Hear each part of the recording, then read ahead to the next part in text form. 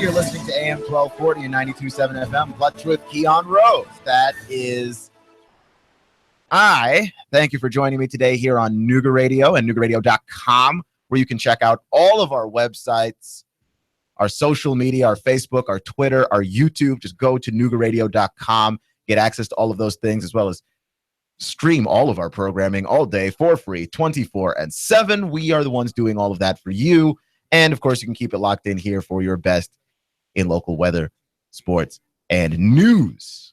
Our phone number is 423-800-8949. That's 423-800-8949. And, again, it's been surprisingly busy this week. A lot of stuff to talk about. David Blackburn, some more. Conor McGregor and Floyd Mayweather agree to fight. Rick Pitino gets suspended for a sex scandal that honestly I thought would be a bigger deal. And the U.S. Open got started today. So we'll get to all of those things. But let's start with Conor McGregor and Floyd Mayweather, because to me, this is the story of the day. It's the story of the day because they're the two most polarizing guys in both of their sport, and they have agreed to fight one another. And I'm quite frankly disappointed. I'm disappointed. I'm not going to lie. Floyd Mayweather and Conor McGregor must think America is made up of suckers. And they must be correct that America is made up of suckers because, and I've said this before, if you think that this is going to be an interesting fight, if you think this is going to be a fight worth your money, you are a sucker. A sucker. Just plain and simple. Okay, this is not a fight. This is about as lopsided a thing as there ever has been. But no, I expected to hear condemnation when I turned on my radio and TV today. I expected people to be talking about how disgusted they are that this is happening, that Floyd Mayweather and Conor McGregor really honestly think that people would pay good money to watch them waste everybody's time. And instead of the condemnation that I absolutely expected to hear when I turned on my radio and TV today, what I heard was interest and intrigue and praise. I want to know what this is. I do. And I'm not going to get mad at the athletes for doing what they do, right? Like, I'm never going to get mad at an athlete exercising their mobility. LeBron could go to Miami. KD can go to Golden State. You're never going to hear a peep out of me. I don't get mad at athletes doing what they need to do. So I'm not going to get mad at Conor McGregor and Floyd Mayweather for making this fight happen because it's in their best interest, right? Like, financially speaking, if you can get $100 million fight, and that's not even counting the money that's going to roll in on pay-per-view, then you know what? You do it. You take the money and run. I don't have any problem with it. If I were in their shoes, I would do the same thing too, because you've got nothing to lose if you're Floyd Mayweather, really. This guy can't beat you. He can't beat you, which we'll get into that breakdown in just a second, because I can't believe some of the stuff that I've heard today suggesting that maybe Conor McGregor has a puncher's chance. Ha! As if. And if you're Conor, it's if you somehow beat Floyd, that's another feather in your cap. But if you don't, nobody expected you to anyway. So it's a win-win for either guy. It seems insane that there was ever enough interest in this to make it happen in the first place, but it's a win-win. Like, there's no reason why the fighters wouldn't do this. Where I do get mad is at everybody else for falling for this trap. Here you have two of the best talkers in their respective businesses, right? Like, Floyd Mayweather has been a guy that's been fairly despicable and fairly easy to hate for ages.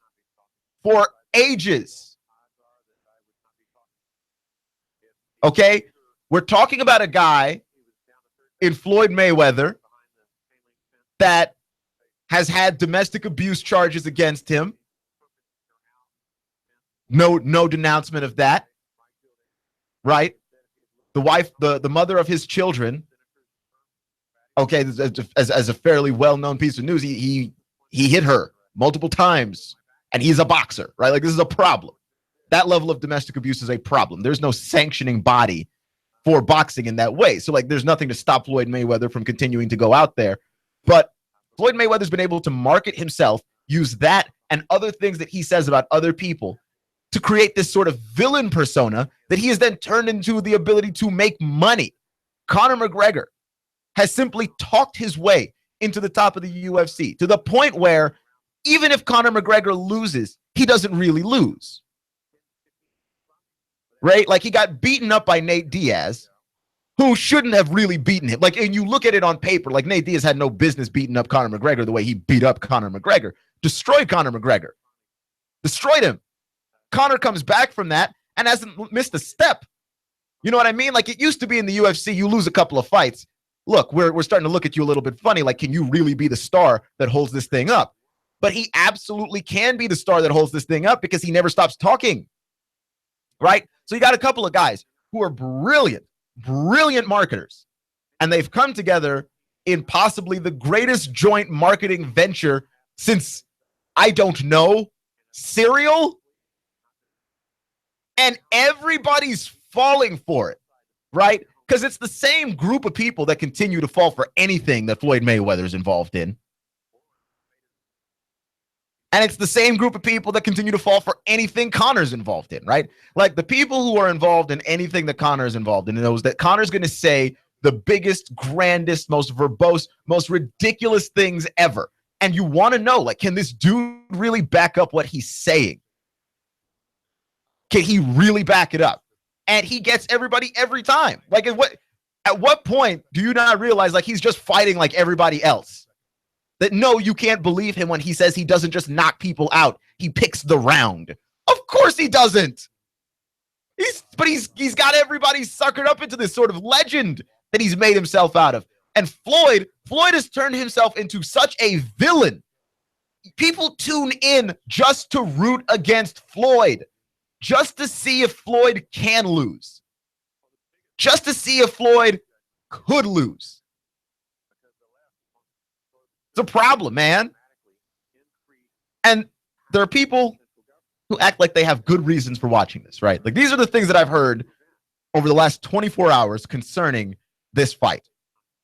You got people going that they're in it to see Floyd lose. He won't. They want to see if Conor has a chance. He doesn't. Well, I'm just in it for the spectacle. Well, the spectacle's going to happen before the fight. Like you don't need to pay for this fight to see the spectacle. The trash talking is going to be legendary on a level that we've never seen before, but that's free. That part's free. You don't have to pay for that part. So let me go back to my first point that I made, which is that if you have any interest in buying this fight and buying this pay-per-view, you are unequivocally a sucker. You are. You are 100,000% a sucker. And they got you hook, line, and sinker.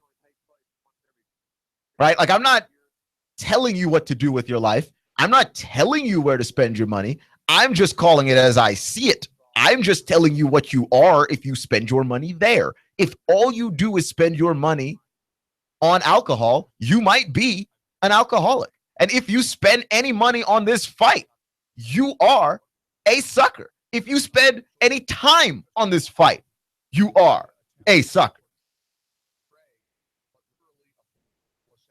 That's just is what it is. Like, I've been a boxing fan for a very long time, and I understand that I sound like a very salty boxing fan, right? Like this is a joke. This is a travesty. This brings down the great name of boxing. But really, has it like boxing hasn't had the same footing that it's had in years. Like, it used to be, you were the heavyweight title holder in boxing. You were the strongest man on earth. And like, no one ever competed with that. No one ever contested that. Now there are lots of different fighting outlets. There's lots of different sports to watch. Boxing is no longer king in this country. And that to me, that's kind of the sad part of the story. But by no means do I think that this fight is the fight that finally killed boxing, right? I don't have any presuppositions in that way. I do not think that this is the fight that will have brought boxing to its knees, right? We're kind of already there just based on people's general consumption of boxing. But I will say this, though. I know garbage when I see garbage. Like, this isn't just me being salty boxing fan. I just don't like garbage fights. And not just garbage fights. I don't like garbage entertainment, right? Like, I don't like to watch bad stuff. I will not sit down and watch bad sports. I won't go to restaurants and eat bad food. I won't sit in a movie theater and watch a bad movie. If the movie's bad, I'm walking out. That's just how it has always been. So I'm not going to sit down and watch a fight that I know isn't good. And not good in a greatness sort of way. Like, when you watch Alabama truly steamroll a team, there is some level of the greatness that you can appreciate when you are watching them do that. When you watched Golden State beat Cleveland, for me, I did not sit down and feel like I was watching bad basketball teams. I felt like I was watching one team just be superior to another team, right? Like, I don't feel like I was wasting my time watching something terrible. Clutch with Keon Rose here on AM 1240 and 92.7 FM. I don't think that I was sitting down and watching something bad. If you sit down and watch Floyd Mayweather and Conor McGregor box, you are watching something bad because Floyd is a boxer and Conor isn't. And it's as simple as that. And don't give me, well, there are boxing elements in MMA, and therefore Conor has a chance. Right? Like, Conor's got heavy hands. He's got a chance. Conor does have heavy hands. Right? But there's a difference between throwing hands and boxing. Floyd boxes. Conor throws hands. When you are in an octagon, there are so many different things that you have to defend against. A guy can knock you out with a punch, and it doesn't have to be the greatest punch. It doesn't have to be efficient. It doesn't have to be fast. It doesn't have to be quick. It doesn't have to be accurate. It simply has to land. And because I'm worried about takedowns, and I'm worried about leg kicks, and I'm worried about back fists and elbows and chokeholds, because I'm worried about all of those things, a punch that isn't perfect can beat me. Right? Like, a kick that isn't perfect can beat me. If you take an MMA fighter and put him up against a kickboxer, because the kickboxer doesn't have to worry about grappling, he's still superior. If that's the sport you're going to be competing in, right? Mixed martial arts is a little bit of every martial art, but it's not asking you to be great at any specific one. So you take a mixed martial artist and put him in an octagon. I don't care if that guy's knocked everybody out that he's ever seen in an octagon. You put him in a boxing ring, he's outclassed and he's outmatched. And Floyd has made guys much better at boxing look bad. And you can talk about the people that Floyd Mayweather has avoided in his career, right? Like, he didn't fight Pacquiao until Pacquiao was old. Pacquiao was done. He didn't fight Margarito in his prime. I get it. Like, those are fair criticisms of Floyd Mayweather. That there are lots of people that Floyd Mayweather didn't fight in his prime. But Floyd fought Canelo in his prime. And what did he do to Canelo? Canelo couldn't touch him. He fought Marcos Maidana in his prime. The first fight was actually good because Marcos Maidana landed some shots on Floyd. It's the first time I'd really ever seen that. But the second fight, he was not able to. Floyd was able to calculate him and figure him out. And here's the thing. People talk about Floyd Mayweather and his fighting style like all Floyd does is get in the ring and run, which proves to me that you're not watching these fights, or you're not watching these fights with a level of critical awareness worthy of somebody calling themselves a sports analyst of any kind, right? Floyd is standing right there in guys' faces and they can't hit him. He's a defensive master, and he turned himself into that. People act like Floyd did not knock people out early in his career. Look at Floyd early in his career. Floyd did knock people out, but then Floyd decided, you know what I want to do? I want to walk out of boxing whenever I feel like it. I don't want to be carried out. So he turned himself into a defensive master so he could extend his career. And it worked. You can never land a clean punch on Floyd, and he's right there in your face, right? Like Pacquiao, shoulder or no shoulder, right? Even at this stage in his career, because like the next person that Manny Pacquiao fought, he just tore to pieces. Pacquiao's got some of the fastest hands I've ever seen in the sport. He couldn't touch Floyd, and it wasn't like Floyd was running. It was like Pacquiao was fighting a ghost. And Pacquiao has some of the heaviest, fastest hands I've ever seen, and I can say this definitively, I'm a Manny Pacquiao fan, and I have watched almost all of his fights. And I can definitively say those are some of the fastest, heaviest hands I've ever seen. If Pacquiao can't put his hands on Floyd, why on earth would I think that Conor could? Oh, I don't, because I'm not crazy, right? Like, you just have to know something is lopsided when it's lopsided. Don't wish for some outcome that's never going to happen. And I said this to people who were picking the Cavaliers before the NBA Finals. I know you wish LeBron James would win. I know you wish the super team would lose. I know you wish against KD and Steph Curry and Klay Thompson, but that's a bad idea. And I said it, and people still went out there and chose Cleveland anyway, and you were wrong. You were incredibly, incredibly wrong. Why? Because it's obvious. I'm telling you, trust your eyes. And I love stats and I love numbers, but there are some times where you have to go, my eyes are telling me something and I must believe them. Okay? If something looks blue, it's because it's usually blue. And if you feel like in your gut, Floyd Mayweather is going to far outclass Conor McGregor, then that is exactly what is going to happen. Conor McGregor doesn't have a snowball's chance in hell. He doesn't have a puncher's chance. He doesn't have any kind of chance, right? Like, if you had to have me play the percentages of how much of a chance do I give Conor McGregor, I give him a 0.5% chance that maybe Floyd like trips as he gets into the boxing ring and knocks himself out on the canvas. Because like, it's not going to happen because Conor did anything.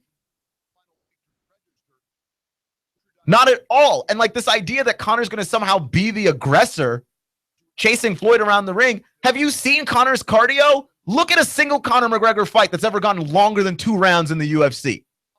He's gassed. He's winded. That's how Diaz was able to beat him up.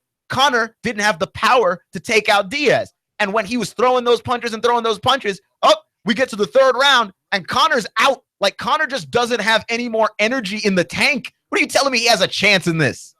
You sit down and think that there's an actual opportunity for Conor McGregor to win this fight, you are a sucker. 100,000% a sucker, and there's nothing I can do to help you.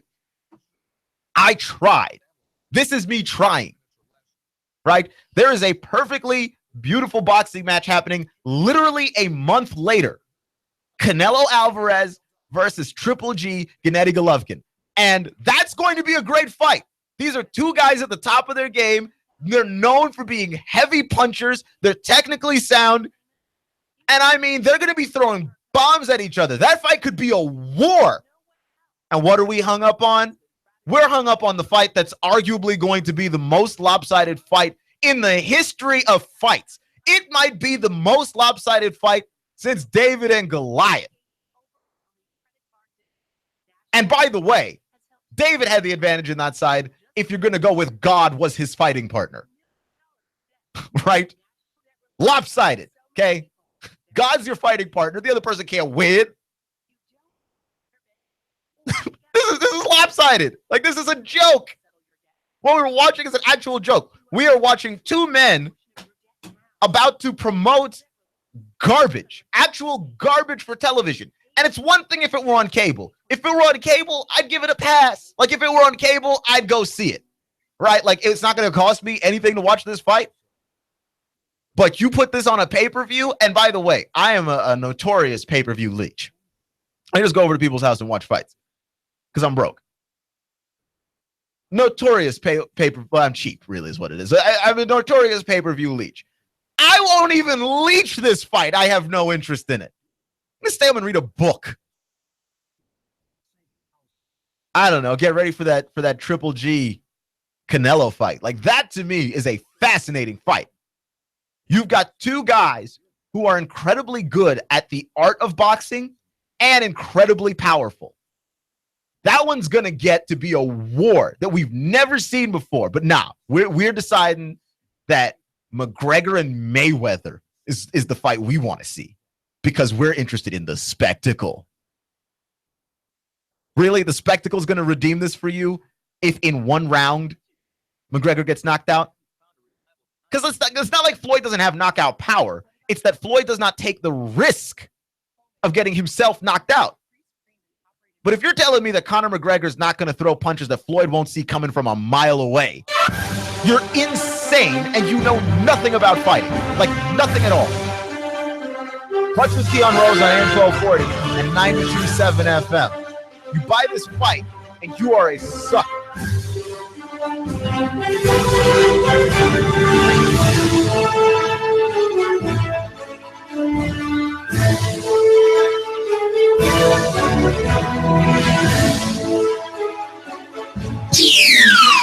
The Tennessee Valley's news, talk, and sports leader. Nooga Radio, AM 1240 and 92.7 FM. 3, 2, 1. Chattanooga Radio, AM 1240 and 92.7 FM's news now. A person was shot Thursday morning in the corner of Cleveland and O'Neill Streets. The victim was taken to Erlanger. Police patrolled the area with dogs and rifles, but so far an arrest has not yet been made. Cops have accused Carl LeBron Shoemaker was setting a house on fire which had a woman inside. The officer who arrived on scene found a fire but was able to put it out with a fire hose. He then found Mr. Shoemaker underneath the house wearing earplugs and holding a lighter. Cops say he refused to get into a patrol car and had to be shoved inside. The woman inside the house said that Shoemaker had been casing her joint several times throughout the night, and deputies had been called out 2 days earlier to tell him to leave. A Chattanooga cop has been placed on administrative leave, but he's only been on the beat since May the 5th of this year. Officer Steve Burton, placed on administrative leave. CPD spokesperson Eliza Mizell would not elaborate on any details. Batten down the hatches. Severe thunderstorms are possible all throughout Thursday night and Friday morning. Russell Stroud, Nooga Radio News. Now. In-depth traffic, news, and information. Mornings on Nooga Radio, AM 1240 and 92.7 FM. Any isolated showers will diminish through your nighttime. Otherwise, muggy again overnight, lows near 70. For Thursday, hot and humid again, but scattered showers and storms will be more likely through the afternoon and evening. Highs into the upper 80s with partly cloudy and hot weather for Friday as well. The highs near 90. Do you have a pesky tree that needs to be removed around your home or business? Call Paul Bunyan Tree Service at 423-421-2104. That's 421-2104. And I'm S'mores Team 12 Chief Meteorologist Patrick Orr. On Nooga Radio, AM 1240 and 92.7 FM. Hi, this is Eric Pelton. Taxes, accounting, business advice. I've got a neat brochure, 12 ways to improve your business profits. Come on by for a free consultation and we'll give you a copy. E.J. Pelton Company, 332-3339. The American dream. Home ownership. Are you building equity for your landlord? Why not build that equity for yourself and your family? Rent No More is a no obligation, no cost program. It's designed to teach you the steps necessary and to coach you all along the path to home ownership. Integrity Mortgage Group is owned and operated by local expert Jeff Woody Woodburn. Jeff has been in the mortgage business for over 15 years. Born and raised right here in the Chattanooga area. Jeff is also known as the Lone Ranger. He's helped countless hundreds. Really eager to help you too. So don't wait. Come on, call Danielle right now. You need to reserve your spot for this exciting, informative event. Space is limited, so call now to reserve yours. It's free. 423-517-8004. 423-517-8004. Call 423-517-8004. Nooga Radio is proud to partner with Integrity Mortgage Group to bring you Rent No More. Reserve your spot for this exciting, informative event. Space is limited, so call now to reserve yours. It's free. 423-517-8004. 423-517-8004. Call 423-517-8004. Stop building equity for your landlord. Live the American dream. Home ownership with Rent No More. We'll see you there. I have the best steak selection in town. The name of the business is Don's Meat Shop, and I'm Donnie Raines. Just ask for Donnie. I make over 20 different types of sausages. Most of them are great for grilling. We have the best selection, best quality. We have the hard-to-find items. Don's Meat Shop. He stole out so much cash, such a huge mountain of cash, that he's become a national star. Rick Davis. You know the story. Cash, cash, cash, and more cash. People can't believe it. They want to see it. And now Rick Davis has a new TV show. National TV, USA and Canada. He's got the gold and silver, diamonds and rings. You get dizzy just thinking about it. Rick's selling. Rick's buying. Cash, cash, cash, and more cash. And now a mountain of cash catching the Hollywood spotlight. You know where it is. Brainerd Road, Rick Davis, Golden Diamonds. Cash, cash, cash, and national TV cash. That's really big. Everyone wants to see it. Money flying out the door. Rick Davis is America's jeweler. It's better than Hollywood. It's right here. Cash, cash, cash, and more cash. Rick Davis, Golden Diamonds, Brainerd Road. You love me. You really love me. The Tennessee Valley's news, talk, and sports leader. Nooga Radio, AM 1240 and 92.7 FM. I'm blowing everything up. We're starting over.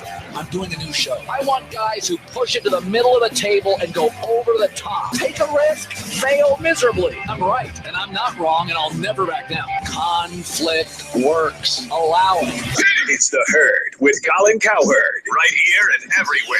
Noon Eastern. The Tennessee Valley's news, talk, and sports leader. Nooga Radio, AM 1240 and 92.7 FM.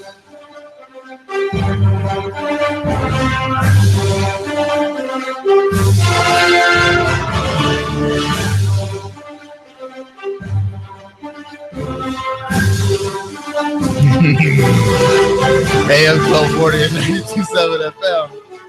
Nooga Radio. You're listening to Clutch with Keon Rose. I see you already. The people who are out here, man, right to the direct messages. People are fast. I am not a Floyd Mayweather jock, right? I feel like that's something that I should probably just come out and explain. I don't think I should have to. I've been a Manny Pacquiao fan like my whole boxing life, right? I started watching Manny Pacquiao. That's how I got into boxing. And I've been watching him ever since. He is my favorite fighter and always will be because of what he has meant to me getting into that sport. And I was possibly the loudest person waving the flag of Floyd is too scared to fight Manny. And I still think that Floyd Mayweather has trouble with Manny Pacquiao in his prime, if Floyd ever fought him in his prime. But the fact of the matter remains, Floyd is great at risk management. He figures out what's the danger of me losing to the amount of money that I stand to make, right? Floyd was never going to fight Conor McGregor without there being a substantial amount of money headed his way, because Floyd looks at the situation and he goes, okay, if I lose this is horrible for my legacy. The one L that I take is from a guy that doesn't box. It looks awful. There's too much risk. Floyd was not going to take this fight, but Conor did a great job of talking it up to where the money starts to match the risk, to where the money starts to pass the risk. And now Floyd's got to take notice of this Irishman, right? That's part of it. That is a huge, huge part of it. And I think if Manny Pacquiao or Antonio Margarito or any of these other guys, if any of these other guys were better talkers, Canelo Alvarez even, like he got that fight with Floyd, but I don't think anybody saw it as a super fight, and I don't think anybody billed it as big as it possibly could have been. If any of those guys were as good at talking as Floyd is, or as good at talking as Conor is, I believe they would have gotten those fights in their prime, because the money would have passed the risk of losing for Floyd, right? Like Floyd's undefeated record was not always something that he was striving to protect. It became that way the closer that he got to 50-0, right? The closer he got, the more the money was in protecting the record. If those guys had been better at talking early in their careers, right? Like Manny Pacquiao, partially because of the language barrier and partially because a lot of his projected personality, projected boxing persona is a very humble guy. It was never going to be enough for just Manny to show up and cause Floyd Mayweather to look at the risk, look at the money, and decide to fight. He's all about the money. Okay, I mean, it's in his nickname for a reason. He's all about the money. The way you get Floyd to fight is if you can promise him a fight with a payday. He doesn't care who the opponent is. right? If the opponent's over their prime, well, then the risk of losing is lower and I can make more money for lower risk. I mean, it's basic risk management that you would see in the stock market. It's that level of shrewdness to it. And yeah, that doesn't make me, I'm not a Floyd shock rider. Like I don't like Floyd Mayweather. I don't like all the domestic abuse stuff that's in his past that he has not made any amends for, nor has he tried to. I'm not a fan of that. I'm not a fan of the persona. I'm not a fan of the cockiness to the point where he's putting down other people for just no real reason. Like, you're great. You can talk about how great you are without putting down others, but that's what he does, and I'm not a fan of it. So I'm not a Floyd fan, but I'm a boxing fan, and everybody that's a boxing fan looks at Floyd and goes like, that guy can box, right? He is so technically sound, and it's not just running away. It's that defensively, I don't know if I've ever seen anybody as great defensively as him. And defense isn't fun to watch, right? Like, whoever sat down and thought, yep, one of my favorite college football games of all time is the 6-3 Alabama LSU thrillers that happen. We all prefer shootouts, right? Which was more interesting this year, Alabama LSU or Alabama Ole Miss? We like the shootout. Shootouts are more fun. But defense is what wins. Defense is what anchors you, and I've never seen a guy better at defense than Floyd. I don't think McGregor hits Floyd in this fight. Like, I'm not exaggerating. I don't think I'm being crazy. This is not for hyperbole. I don't think McGregor touches Floyd. Right? Like, maybe if he could touch him once. But I boxed very briefly in my life.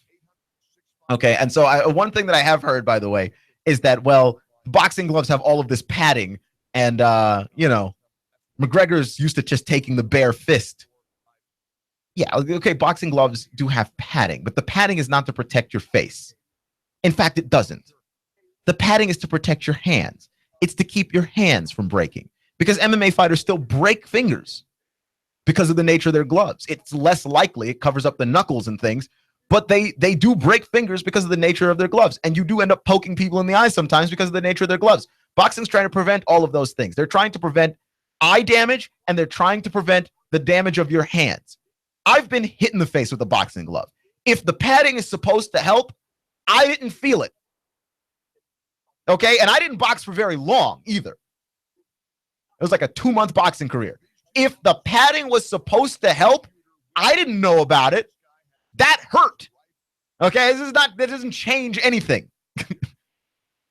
Stop running out a bunch of ridiculous excuses about how Conor McGregor has a chance in this fight. He does not. Okay? If you want to bet as to whether or not Conor McGregor even lands a clean shot on Floyd, that is a better bet than whether or not Conor has a chance in this fight. He doesn't. It's a lopsided, one-sided fight. We all ought to know this, and yet for some reason we act like we don't know this. This is insanity. Clutch with Keon Rose on AM 1240 and 92.7 FM. Like, I could keep going on about this. I will not, unless I somehow become enraged again, or somebody sends some other message to me on social media. But this is incredible. This is absolutely incredible. The nature of people talking about these fights as though Conor had a chance. It's like you've never watched professional boxing before. And I understand it's not as popular as it used to be, but are you serious? Conor McGregor, who does have the power to knock people out, is going to start boxing, legitimately boxing, for 3 to 6 months, show up, and land a punch on Floyd? How do you figure? How do you figure? Right? Like, it's just one of those things. Like, he hasn't, if he were doing it the whole time, you'd give him a chance, but he hasn't been doing it the whole time. He just hasn't. So I don't necessarily understand the nature of what it is that the exercise that we're going through here. I don't necessarily understand it. And for those of you who would like Floyd Mayweather to be knocked out by like a roundhouse kick to the head, You know, like what if Conor just showed up and kicked them anyway? What if Conor just showed up and like just choked them out anyway? It's in the contract. You can't do that. Of course. We're talking about businessmen right here. Of course, Floyd is going to protect himself in that way. There will be a massive lawsuit if Conor McGregor does anything to Floyd Mayweather other than punch him. Okay? Punching is the only thing that is allowed. There's no kicking. There's no knees. There's no, spinning back kick. None of it. If it doesn't come from your hands, it doesn't come. Okay? That's just the nature of what it is here. So, yeah, for those of you excited about that, it's nice to know that America was filled with all of these suckers. I wish that I had known this sooner.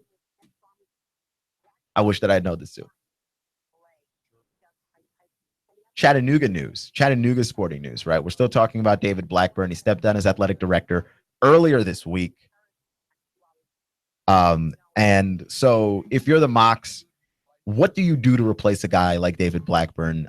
He's done a lot for the university, right? Like especially with regards to selecting coaches that have provided a winning result, right? And people talk about areas that David Blackburn could possibly have improved. And when I say people, I mean there was a column by Mark Wiedmer in the Times Free Press today, just about something that the next athletic director, when you look for that guy or woman, like what that person is going to have to be able to do. Fundraising is one thing, making money for the university, like all of this stuff that we as fans do not pay attention to when it comes to athletic directors. Making money for the university is huge, and bringing attention to the university sports is also a big thing. And I don't know how it is that you do those things better, right? I believe that there is some level of criticism for David Blackburn that people believe that he could have done better there. And maybe I could join in on that criticism, but I think of this like people not knowing exactly what it is that an offensive lineman does on a given play. Like when we talk about what makes an offensive lineman good, like we know generally, but we don't know specifically. We don't know all of this stuff unless you played that position in school, right? So like what like we can't explain what it is. We know that an athletic director is supposed to do these things, but we don't know how it all works, right? Like we know an offensive line is supposed to protect the quarterback, but if you tell me why a left guard is bad, like I honestly, if you asked me to tell you why a left guard is bad, I couldn't tell you. I couldn't tell you in specific terms to that position. All we know is athletic directors choose coaches, bring attention to the program, raise money. The coach selecting part is easy to understand anyway. It's easy to understand in as much as like, well, you figure out who's the best fit for what you're trying to do and you try and get that person, right? Like that part is easy to understand. Like what a school does to raise money and how it is that you can do that better than the person who was here before you, I have no idea. How do you bring attention to Mocs football, right? Like part of it is choosing the right coach. So I feel like you've got to give David Blackburn a lot of credit for that. Part of it is selecting the right coach, because if you're not winning, like the attention's not going to be there. You're not going to raise a ton of attention for abysmal sports. People do not like to have their money wasted directly to their face. Like I might sit down and waste some time watching TV, waste some time playing video games.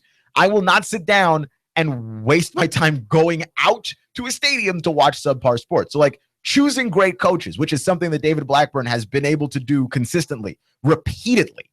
Choosing great coaches is one of those things that you have to absolutely give him credit for. When it comes to raising money for athletic facilities, there's been criticism there. When it comes to getting people out to watch games, there's been criticism there as well. And so I don't necessarily know, if you're the Mocs, how you necessarily try and upgrade this, because you can't lose the ability to select great coaches, because I think the other two parts of this job fall flat if you cannot choose coaches great, right? And I think part of it too, if you look at Tennessee and the Vols, and I reference them often because they just recently hired a new athletic director in John Curry. John Curry is a guy that does have talent for selecting great coaches, right? Like he hired Frank Martin at Kansas State, but he's also got a track record of like butting heads with the coaches that he has then selected. And so he was the same guy that ran Frank Martin out of Kansas State. And Kansas State basketball ain't been the same since, right? Like you find the guy and then you run the same guy out of town.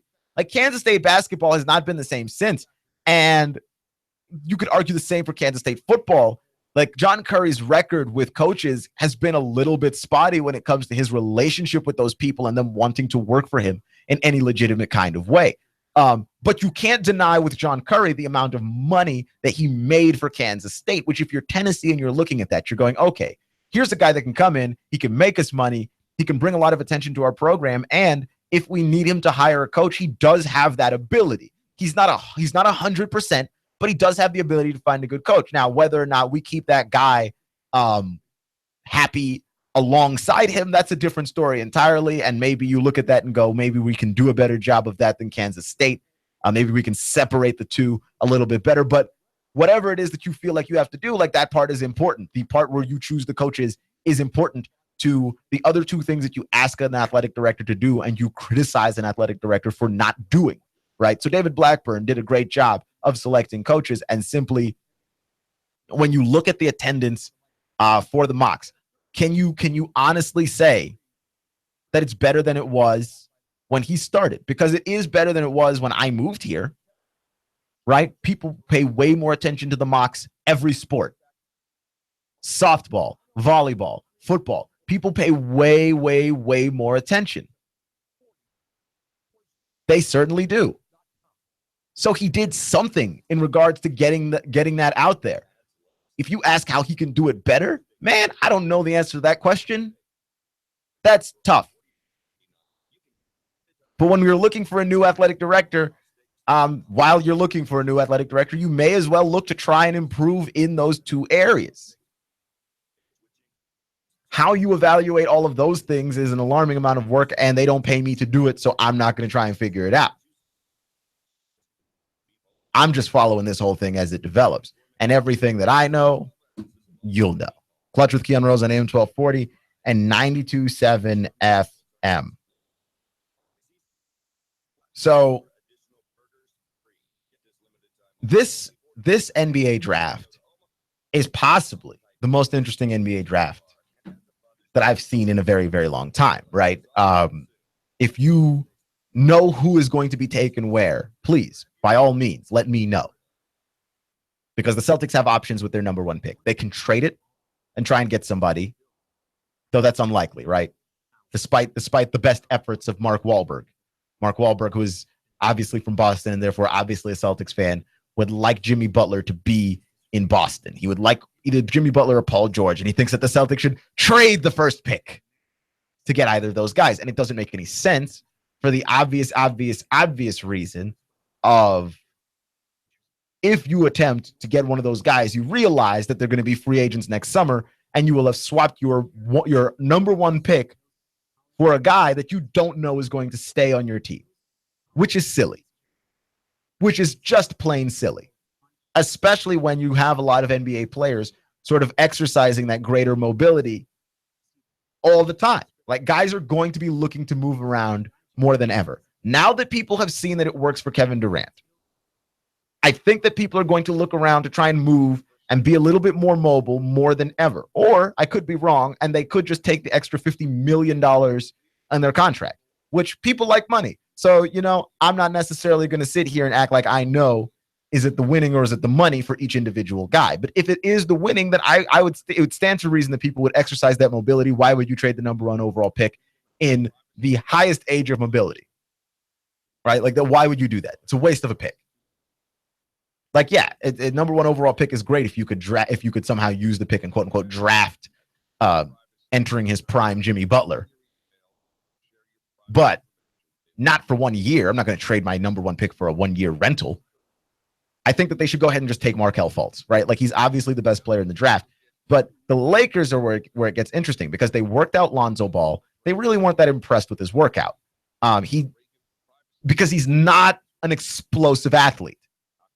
Where you get the best out of Lonzo Ball, and where it is somewhat of a risk to draft this guy, is that he's mentally sound, right? He understands the game on a very cerebral level, but he's completely capable of being dominated by a more athletic guy, as we saw with De'Aaron Fox, who the Lakers like better. By the way, they like De'Aaron Fox better. The Lakers like Josh Jackson a lot. And Josh Jackson, to me, is as close to a guy as he comes in and day one, he's great. He's great. Granted, with the whole Josh Jackson day one is great thing, does come the dreaded lower ceiling, right? Like he's as good as Josh Jackson can get. I don't know if he can get much, much better than what he is right now, which is really, really good. But do you want a guy who can be an all-star, or you're trying to find that superstar to take you to the next level that you might be able to pair with one of these now very mobile NBA players in the league? That's one of those things that's left to be seen. And I don't know if you can necessarily bank on that with Josh Jackson. But with that said, if what you're looking for is someone who is athletically going to astound you, then you will be more interested in Markelle Fultz. You will be more interested in De'Aaron Fox. You will be more interested in Josh Jackson. And Lonzo Ball does not necessarily pop off of the screen, right? He's one of those guys that he's very mental. He's got a cerebral way that he plays the game. You can probably plunk him into any system and he'll fit because he doesn't need the ball to necessarily dominate. But at the same time, I could understand the trepidation of the Lakers, which is if this guy does not understand the game at an NBA level, like everyone assumes he does, you don't have anything. Because you definitely don't have the athleticism. Like if you have De'Aaron Fox and he doesn't get the game, you still have a freakish athlete. If Lonzo doesn't get the game, you're kind of screwed. Clutch with Keon Rose on AM 1240 and 92.7 FM. Hour 2 of the show is coming up. I'm going to give you a U.S. Open update. Ricky Fowler tops the leaderboard, but I've got a few more opinions on the U.S. Open as well. Clutch with Keon Rose on Nooga Radio.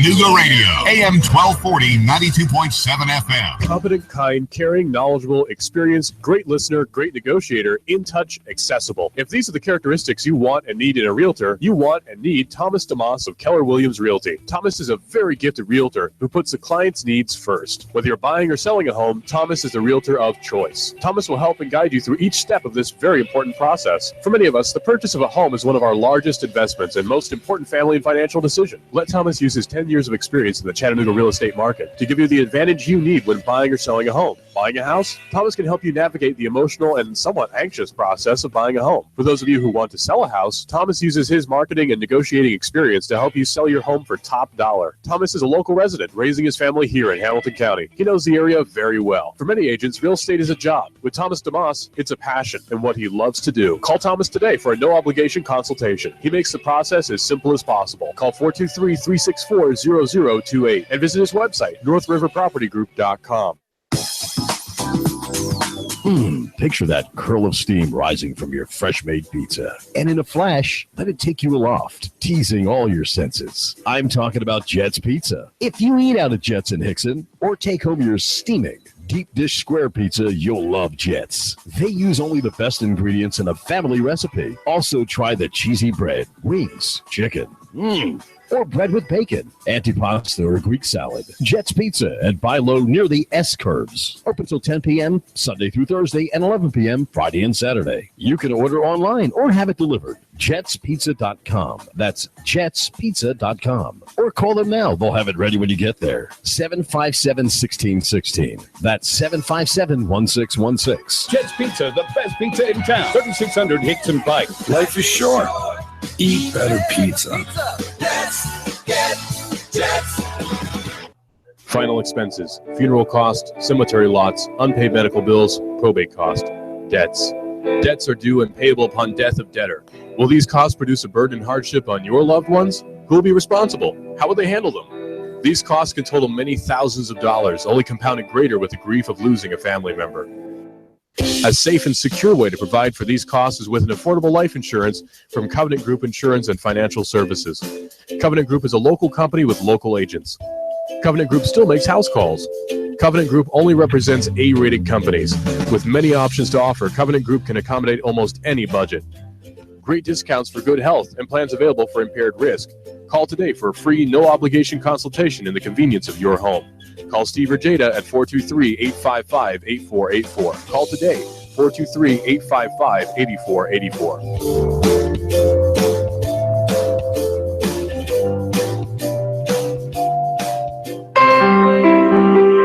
Are you looking for a gospel-oriented, covenantal, family-friendly Reformed church? Dayton Reformed Presbyterian Church is a body of Christ-centered believers gathering for worship on the Lord's Day from around southeastern Tennessee. Our congregation is reformational in its outlook. It has a traditional worship service regulated by the Word of God. Prayer, singing the Psalms, reading God's holy Word, teaching, preaching the Bible, the administration of the sacrament. Dayton Reformed Pres, committed to the authority of the Bible as the inerrant, infallible Word of God. As Westminster Confession of Faith directs every Christian, we aim to glorify God and enjoy Him forever. As a Reformed church, our purpose is teaching and preaching the gospel, making and training disciples of Jesus Christ, taking dominion for our Lord's sake by applying God's holy and perfect law to every area of life. We would be honored to have you join us for worship. Dayton Reformed Presbyterian. This Sunday morning at 11 at Dayton Community Chapel, 184 Mulberry Avenue, Dayton. Click DaytonRPC.org. Click DaytonRPC.org. 184 Mulberry Avenue, Dayton.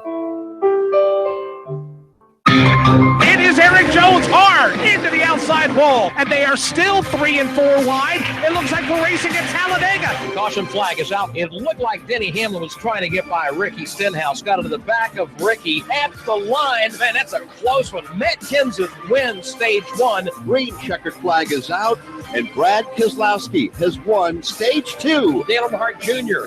into the wall. That will bring out the caution. Caution waving once again. And again, it's Dale Earnhardt Jr. involved. Oh, trouble. Ty Dillon has gotten turned to the inside of the racetrack, and Clint Boyer has just nailed him. Matt Kenseth falling back, the field storming by. Something wrong. Now we see sparks from Kenseth's Toyota. Larson chucks him off. Coming off turn number 2. Nose to tail. Now it's Logano to the high side in 3. Joey Logano, a winner here at the Richmond International Raceway. Hear it live on Chattanooga's official NASCAR radio station. Nooga Radio, AM 1240, 92.7 FM. The voice of NASCAR.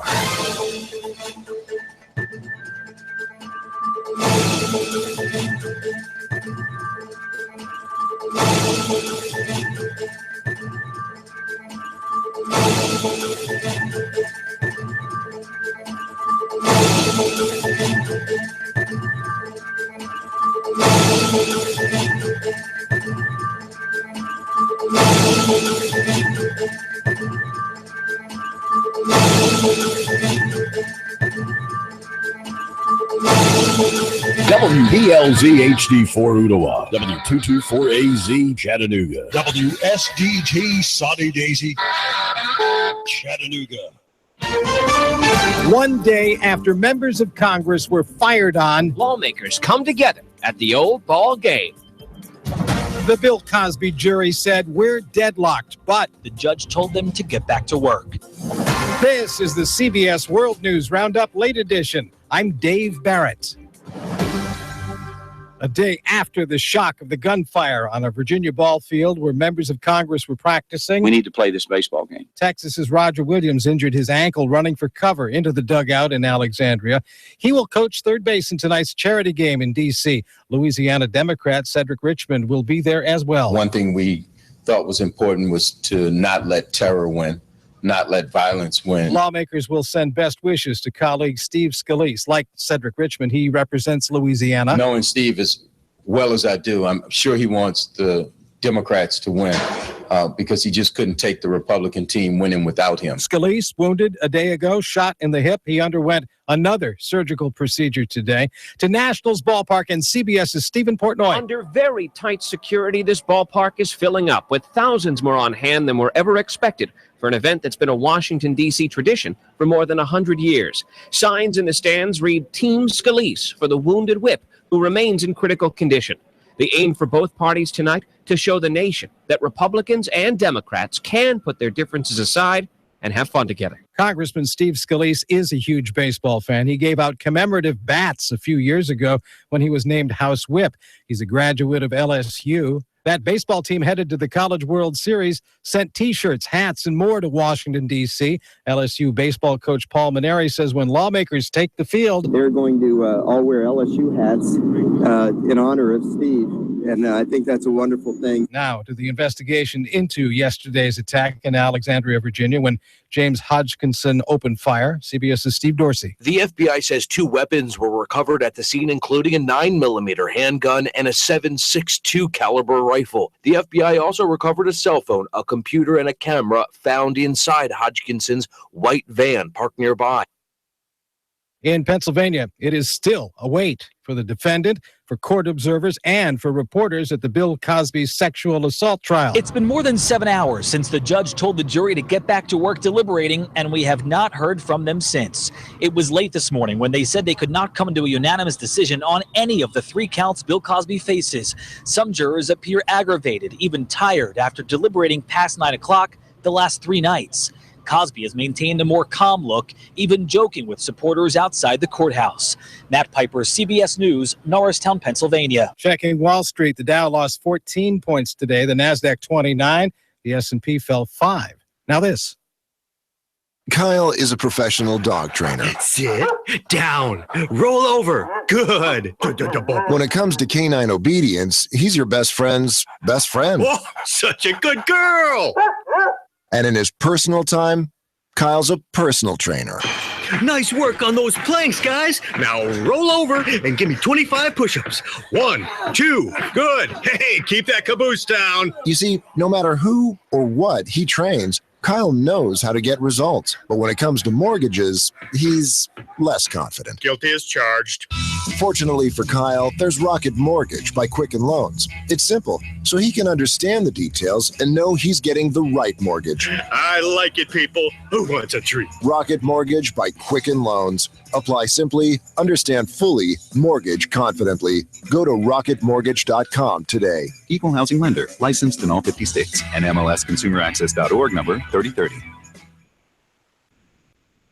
With the investigation into Russian influence into last year's election, Vice President Mike Pence has hired outside legal counsel. CBS political analyst Leonard Steinhorn. Anyone who's part of an investigation like this just simply ought to speak with a lawyer. They ought to find out what the lawyer says, what the lawyer advises. It means nothing beyond the fact that they are seeking out legal advice, and nobody should read anything into it. American student Otto Warmbier is in a coma after being released from prison in North Korea. University of Cincinnati medical officials say he had suffered a severe neurological injury while in captivity. Dr. Daniel Cantor says since being admitted to the hospital, he has not spoken. He has not engaged in any purposeful movements or behaviors. North Korea said botulism and sleeping pills caused Warmbier's coma. Medical officials in Cincinnati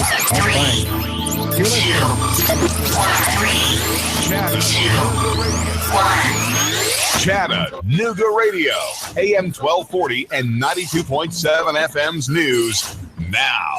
A person was shot Thursday morning in the corner of Cleveland and O'Neill Streets. The victim was taken to Erlanger. Police patrolled the area with dogs and rifles, but so far an arrest has not yet been made. Cops have accused Carl LeBron Shoemaker of setting a house on fire which had a woman inside. The officer who arrived on scene found a fire but was able to put it out with a fire hose. He then found Mr. Shoemaker underneath the house, wearing earplugs and holding a lighter. Cops say he refused to get into a patrol car and had to be shoved inside. The woman inside the house said that Shoemaker had been casing her joint several times throughout the night, and deputies had been called out 2 days earlier to tell him to leave. A Chattanooga cop has been placed on administrative leave, but he's only been on the beat since May the 5th of this year. Officer Steve Burton placed on administrative leave. CPD spokesperson Eliza Mizell would not elaborate on any details. Batten down the hatches. Severe thunderstorms are possible all throughout Thursday night and Friday morning. Russell Stroud, Nooga Radio News. Now. In-depth traffic, news, and information. Mornings on Nooga Radio, AM 1240 and 92.7 FM. Any isolated showers will diminish through your nighttime. Otherwise, muggy again overnight, lows near 70. For Thursday, hot and humid again, but scattered showers and storms will be more likely through the afternoon and evening. Highs into the upper 80s with partly cloudy and hot weather for Friday as well. The highs near 90. Do you have a pesky tree that needs to be removed around your home or business? Call Paul Bunyan Tree Service at 423-421-2104. That's 421-2104. And I'm S'mores Gene 12 Chief Meteorologist Patrick Orr. On Nooga Radio, AM 1240 and 92.7 FM. Nooga Radio, AM 1240 and 92.7 FM knows your opinion is important. So call 800-8949. Agree or disagree? Call 423-800-8949. 800-8949. Nooga Radio, AM 1240, 92.7 FM, and 95.3 HD4. News, talk, sports. Nooga Radio.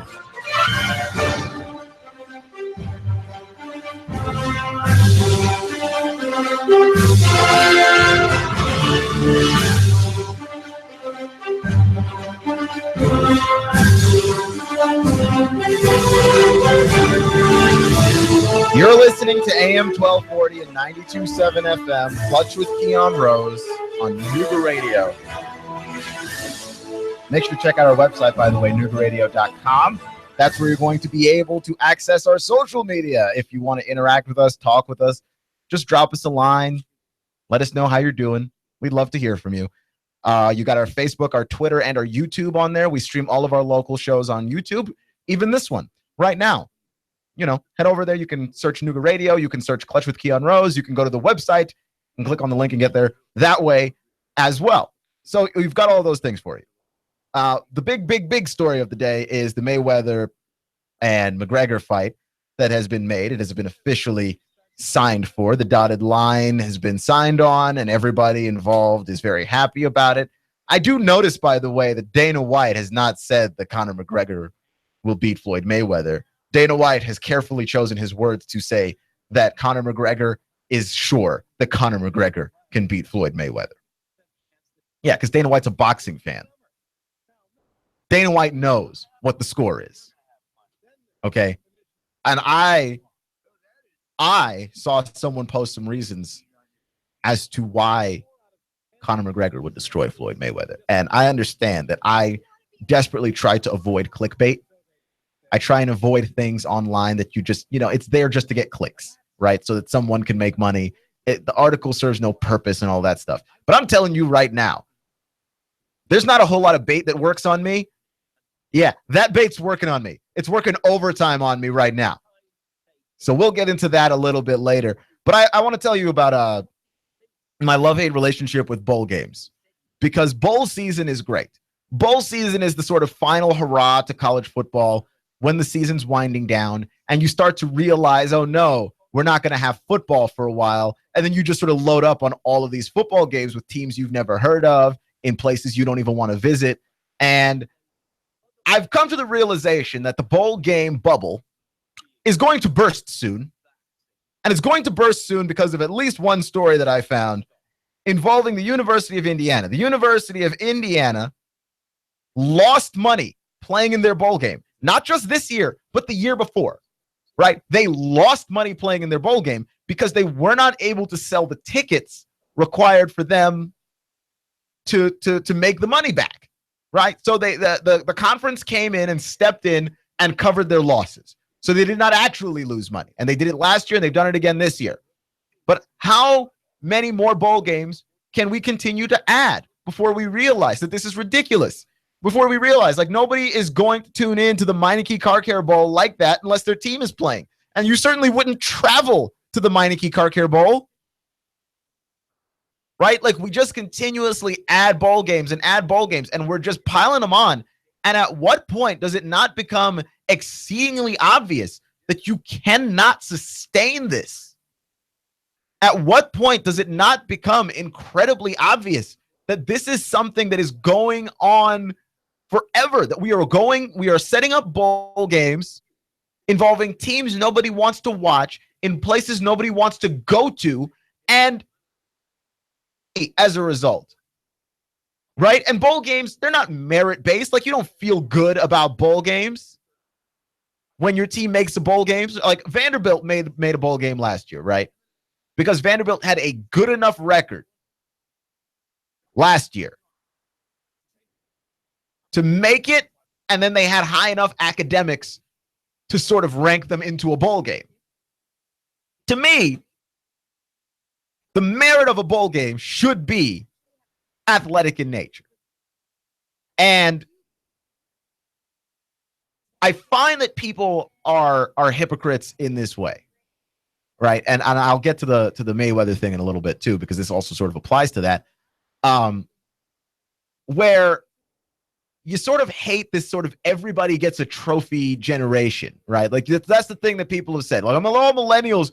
Everyone told them they were special and they all won trophies but first off, I was very bad at sports growing up. I played a lot of sports. I was awful at all of them. I have no trophies. There is no trophy or no award that I was given for sports. I was given plenty of awards for writing growing up, using words.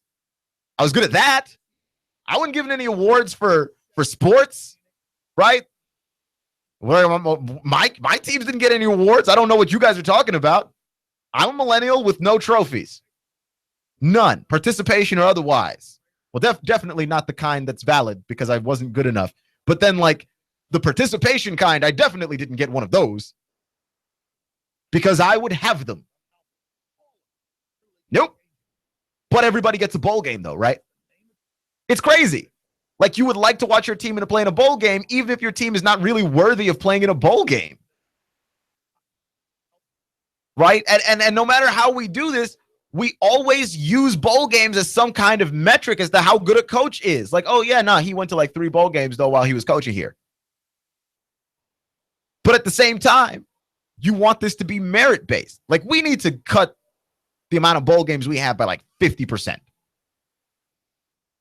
We do. Because the Tax Slayer Bowl, the Pinstripe Bowl, we have too many bowl games. And by the way, the Pinstripe Bowl is where Indiana lost their money last year, not being able to sell enough, because it's like getting people to move from one place to another place to go watch a game when you know your team's not that great and the bowl game's not that prestigious. Why would you go? Right? Like, you think it might be a team problem. Well, the team should just be better. Well, yeah, if the team should just be better, get rid of the bowl game.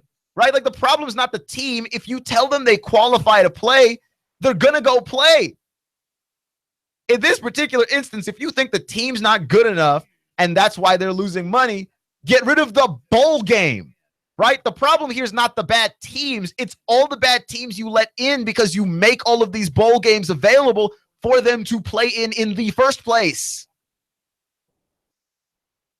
which is hugely problematic. But people won't for a couple of reasons. One, the smaller reason of the two, because everybody does want to see their team in there.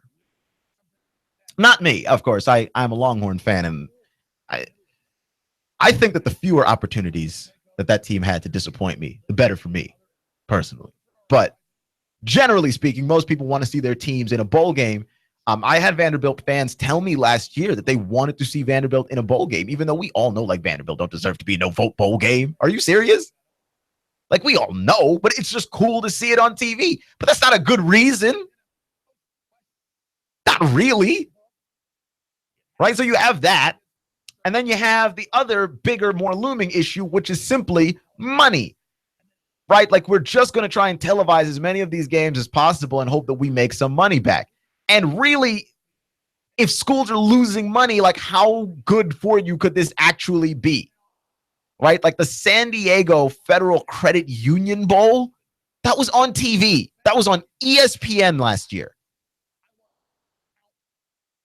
When will we realize that we've gone too far with these bowl games? And I love bowl season, but we don't need a month of bowl season. What if we had a week and a half of bowl season?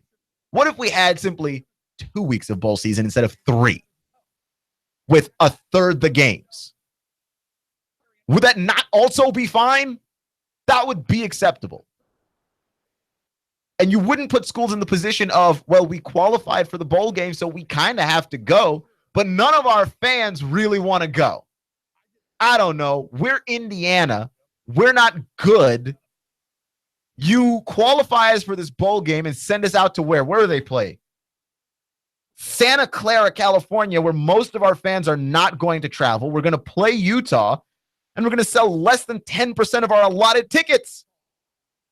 And we're going to lose upwards of $2,212,000. Because the NCAA is trying to make a buck.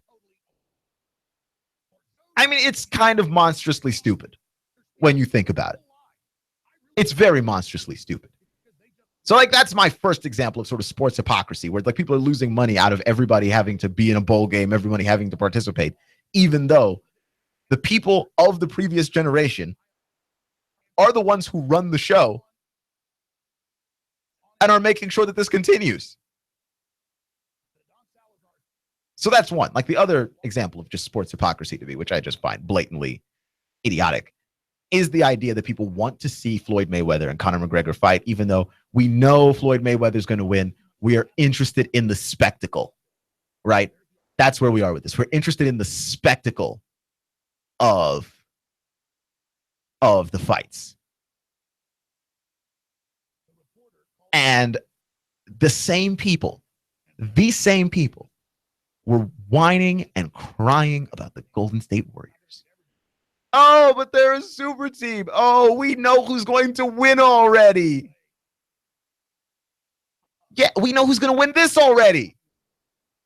How can you have a problem with one of these things and not have a problem with the other? Because what? Because there's a spectacle involved? For crying out loud, the Golden State Warriors had Santana perform the national anthem in one game and the cast of Hamilton do it in another. What are you talking about? We're running the possibility of trolling t-shirts and drunk Draymond Green and a guy whose toaster inspired the greatest winning streak in sports. That's right. Klay Thompson signed a toaster, and the Warriors won the NBA Finals and lost only 2 games from the time the toaster got signed to the time the NBA Finals occurred. In fact, they were pretty much undefeated up until that game 4 after Klay Thompson signed this guy's toaster. And at the celebration for the title, they invited the toaster guy to the parade to ride on the float with the players, as well as some dance cam lady. Like, if a spectacle is what you are interested in, you still got it there. Right? We almost got a fight. For some reason, David West and Tristan Thompson got so close in a scuffle, they nearly kissed. I mean, you got a spectacle in the NBA Finals, too, and you knew who was going to win it, but you just weren't happy. Now, we have Mayweather and McGregor, which is even more obvious. I repeat, even more obvious, because things go differently in that game 3 in the NBA Finals. And then maybe we're talking about, a game 6 in Cleveland. It was even more obvious, this fight. People are in it for the quote-unquote spectacle. Get out. Get out now. I don't know who you are, but I already know I don't like you. Like, how is that possible? The logic is not adding up here in a profoundly devastating way. Profoundly devastating way. Clutch with Keon Rose at AM 1240 and 92.7 FM. I didn't expect to be this fired up for this particular subject matter, but the more I talk about it, the more upset I get that it's even happening, right? It's kind of a slap in the face, right? It's not necessarily the end of boxing and all the doom and gloom guys. If you grew up watching boxing, I understand why you're disappointed and all of that, but it's not the end. It's insulting to the sport, right? Like, Floyd is 49-0, right? So he's faced roughly 40 some odd opponents, because he did fight a few of them a couple of times, right? He fought Marcos Maidana twice, so it's not 49 opponents, but he's faced some 40 some odd opponents, whereupon essentially, okay, and think about this, he fought some 40 some odd opponents who have been boxing their entire lives, and not one of them could lay a finger on this guy. But somehow Conor McGregor, who's been boxing since yesterday, really, somehow Conor McGregor, who gets winded in fights against Nate Diaz, not once, he got winded in the second fight too. Somehow Conor McGregor is supposed to last the full 36 minutes in a boxing ring with Floyd Mayweather, who prior to this moment, no one else has been able to catch, has been able to touch. It's been like boxing Casper the Friendly Ghost. You can't touch him. Somehow Conor's supposed to? Are you insane? Conor? Okay. That's it. I mean, that's all the rage that I have to unload on that for this particular moment. I could keep going, but I don't understand. Like, that's disrespectful to me, to that sport. They're worlds apart, right? Yes, there is some striking involved in MMA, but I wouldn't call what MMA fighters do boxing. When they're throwing punches, they're striking, which is different, right? Because you don't have to be nearly as accurate. You don't have to be nearly as polished. Right? Like, I'm not saying, like, Floyd Mayweather is a guy who's not going to get touched very often anyway. I'm saying there are very few professional boxers that Conor McGregor could beat. Very few. Floyd's hard to touch already. So that's a problem. But I'm saying there's very few who he could beat, right? Like a fight, if you really wanted to see a fight, like, and to see a gap, because Floyd's going to make himself hard to touch. I don't know how many risks Floyd is going to take in this fight to try and punish Conor McGregor, though he will punish him, and he will punish him for all 12 rounds, and it's going to be disgusting. I don't know how many risks Floyd is willing to take. A fight that I would like to see, if you're going to disrespect the sport, and you're just going to be disrespecting it, I would like to see a guy like Canelo fight Conor McGregor. I would like to see a guy like Gennady Golovkin fight Conor McGregor. Somebody who wouldn't mind taking the risk, eating the punishment, and then blowing Conor McGregor away, right? Like somebody with real punching power that doesn't mind taking risks. That way we can put this whole thing to bed. Because I think the worst thing that could happen is we go 12 rounds, Floyd slaughters Conor but never knocks him out. So you can have people going, well, he never knocked him out. You know, he did the Floyd thing. He just ran away. All right. Never mind that when Floyd's running away, every time you look at his opponent, their eyes are swelling shut, their nose is bleeding, their lips are bleeding, their eyelids are cut. Like, never mind that when Floyd is quote-unquote running away, he always seems to deal a ton of damage to whoever it is that he's fighting. You don't realize how silly you sound when you run that weakness out here? Y'all got me out here defending Floyd Mayweather. And that's sad. That's sad to me. I don't like Floyd. I don't want to be out here defending Floyd. But the idiocy that I have been hearing is, quite frankly, insane. And I understand it's just going to be one of those conversations. I didn't expect it to be, but it is. There are certain conversations in sports that turn everyone into a raving lunatic, that just turn people into idiots, right? The Kevin Durant thing turned everybody into an idiot.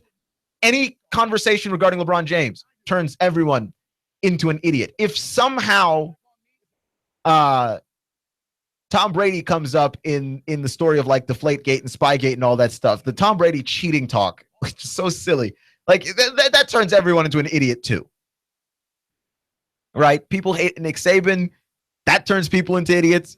Like, there's just some conversations you're never going to avoid them. It's going to turn people into a fool the moment they start talking about it. I just didn't expect this one to be the one because it should be obvious. In sports, it's obvious. And I think that we are sports optimists. Well, not me. You all. Sports optimists. You want things to be good. You want things to be cool, equal, fair. You want parity to exist, even though the numbers and data suggest we all prefer dynasties. You all want this happy version of sports, and that's fine. But I think sometimes the happy version of sports causes you to pick the Cavaliers over the Warriors in the NBA Finals. And not to pick, like, the, say, obvious choice. And that happier side is causing people to somehow believe that Conor McGregor has any chance at all. There's a 0% chance that Conor McGregor beats Floyd Mayweather. Like, unless Floyd Mayweather has some kind of accident and disguises it before the fight, there is a 0% chance that Conor beats Floyd. Because Conor will never touch Floyd. Okay? He's a ghost. And even if he weren't a ghost, he hasn't been boxing his whole life. There isn't a punch that Conor can throw that Floyd won't see like it's passing him in slow motion. You just have to trust me on this. Okay, I watch a couple of boxing fights a year because I got some people that I've been following, right? I've been following Sergey Kovalev and Gennady Golovkin, and there's a lot of great boxers that are not in America. I like Andre Ward. It's kind of boring to watch him fight, but like also he's also the defensive genius as well. So like I like watching certain guys. I watch a lot of boxing. So when I see this thing pop up, I actually thought it was a joke. it's insulting to me. It's insulting. It's not the end of the sport. And I think that it could turn out overall to be good for boxing, to sort of bring people's eyes back to it again. And if Floyd fights well, then maybe we can somehow parlay this into more people paying attention to that Canelo Triple G fight coming up a month later, which is the actual good fight of the year. But other than that, I just feel insulted and disrespected by Conor and Floyd. Plus with Keon Rose on AM 1240, 92.7 FM, Nooga Radio. The Tennessee Valley's news, talk, and sports leader. Nooga Radio, AM 1240 and 92.7 FM. 3, 2, 1. Chattanooga Radio, AM 1240 and 92.7 FM's news. Now, a person was shot Thursday morning in the corner of Cleveland and O'Neill Streets. The victim was taken to Erlanger. Police patrolled the area with dogs and rifles, but so far an arrest has not yet been made. Cops have accused Carl LeBron Shoemaker was setting a house on fire which had a woman inside. The officer who arrived on scene found a fire but was able to put it out with a fire hose.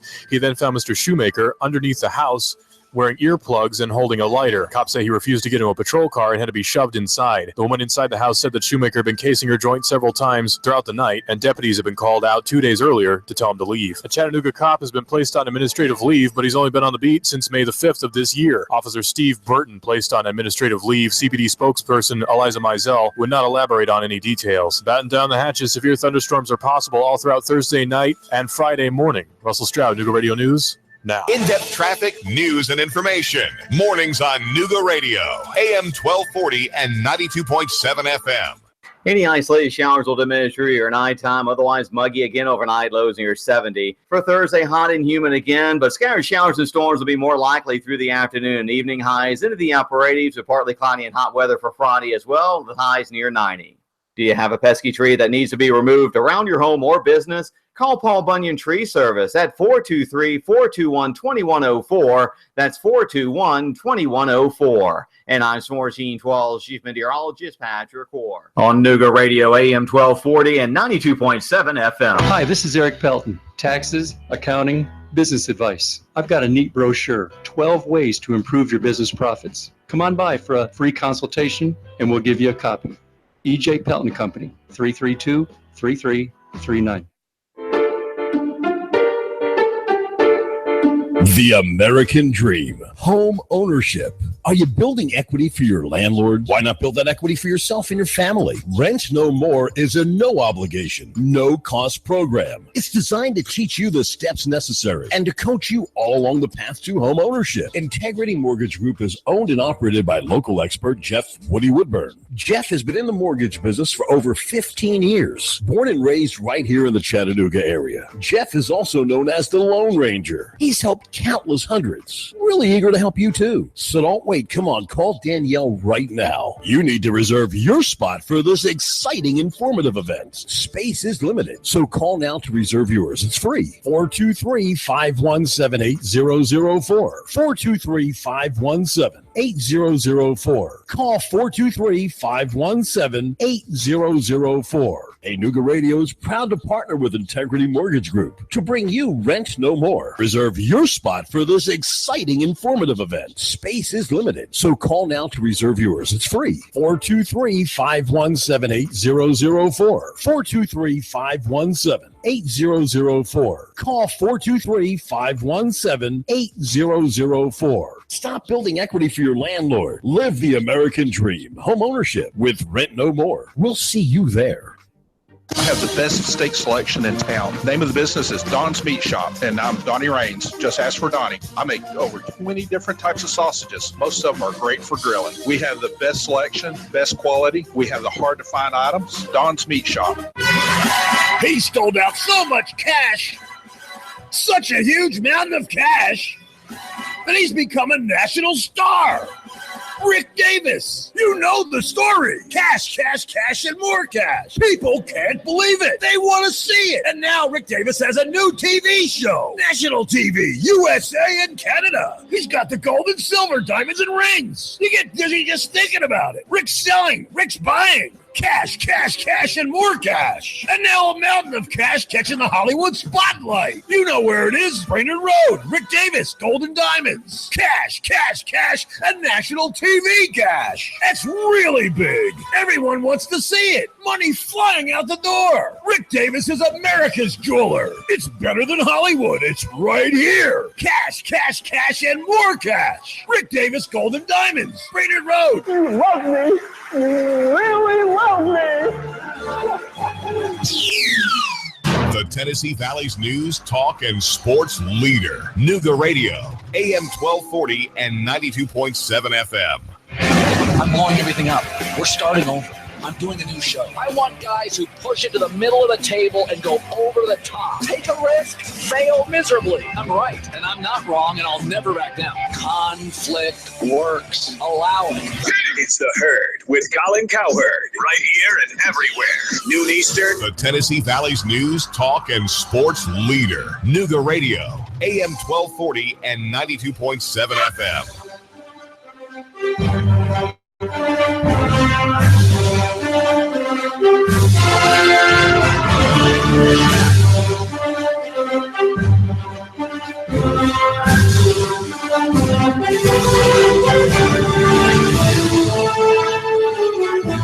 U.S. Open, what do you do? What do you do if you're Dustin Johnson or Rory McIlroy or any of those other guys that we thought would have a much better showing? They're not out of it. Clutch with Keon Rose on AM 1240 and 92.7 FM on the Nooga Radio. They're not out of it, right? But I thought when I looked at the leaderboard, I would expect to see Dustin Johnson in like the top 10. I saw Ricky Fowler up there, which is not too surprising because he's a guy that when he's on, he's fairly accurate at finding the greens and he can hit for distance. Like that's something that he's capable of doing. But all of the guys that we thought were really going to be running this, and I thought for sure Dustin Johnson would be one of those guys. No, not here, right? Ricky Fowler's up top. Brian Harmon, Tommy Fleetwood, Brooks Koepka, and Paul Casey all tied for second, and then you could go down from there. And I just kept scrolling down on the leaderboard and scrolling down on the leaderboard and scrolling down on the leaderboard, and I didn't see any of these people we were having these conversations about earlier when it came to, well, does he have a chance here? Like Jason Day, I don't see him. Dustin Johnson, I don't see him. Rory McIlroy, I don't see him. And I'm still scrolling down here until finally you get to 64th and you find Jordan Spieth. Right? And I'm still looking like maybe I passed him on the way down. No, Matt Kuchar, 84th, 2 over. Actually, I think I lost my space there with Mr. Dustin Johnson. Dustin Johnson, 3 over, tied for 105th. Right? Now it is just day one. Like the separation is going to start to really happen on Saturday, to be honest with you. But like this, to me, I expected these guys to come out with a better start. But I did mention this yesterday, and I think it does bear repeating.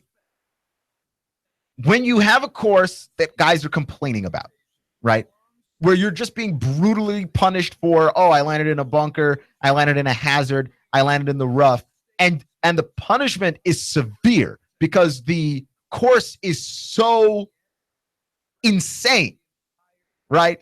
The punishment is so incredibly severe that you end up being sort of having to master the risk management thing, right? You might try and get a ball to land short so that you don't run the risk of landing in the rough, right? You maybe overcorrect one way so that you don't land the risk of trying to go out of a bunker that like has a 90-degree wall that you have to knock the ball out of. Like you might cut yourself short and take some of these risks. But the guys who have had their risks pay off, like one Ricky Fowler, you're having a good day. And when your risks didn't pay off, you're Dustin Johnson, you're 3 over, and you're being punished for it, right? And it's crazy because also when you have a course like this, you also end up running the possibility that everything that happened today could be reversed tomorrow. That is also possible. Like maybe Ricky Fowler keeps this up and he continues going, but also maybe those risks don't pay off tomorrow, right? Like maybe the wind changes a little bit and everything that landed today doesn't land. That's a distinct possibility. And that's why no matter how much the players complain about the golf course and complain about the difficulty of it and all of that stuff, despite that, I will say this and I will always maintain this. We don't have the dynastic golfer, the guy that's there and he shows up and you know he's going to win. We don't have that anymore. And if we don't have that in a golfer, go ahead and give me the terrifying golf course as a fan. Because watching guys navigate that's where the joy comes from. That's where all the interesting stuff happens. Clutch with Keon Rose and AM 1240 and 92.7 FM. And I also did come across another interesting golf story that came in the sort of lines of Rory McIlroy. Because Rory McIlroy has gotten to the point now, I don't know if you've seen him, but the dude is jacked, right? Like, dude looks like Adonis. He's ripped. And there have been critics of Rory McIlroy that have asked, is Rory McIlroy too ripped for his own good? And I thought that it was a stupid question at first, but then the more that I looked into it, the more I was like, no, this is not a stupid question at all. Because if you recall, people had those same questions about Tiger Woods at some point. When Tiger Woods started putting on muscle and to the point where he looked like an NFL strong safety, people wondered if this was actually good for Tiger Woods' game. Because the whole idea of golf is flexibility. If a guy is flexible, if his body is flexible, then he ought to be able to hit the kind of balls that most people can't hit. And that I've heard in a lot of interviews. Tiger Woods, his previous swing coaches and stuff said that about him. The beauty of Tiger Woods is that he was built like Gumby. Like he could bend to hit the ball in ways 99% of golfers could not.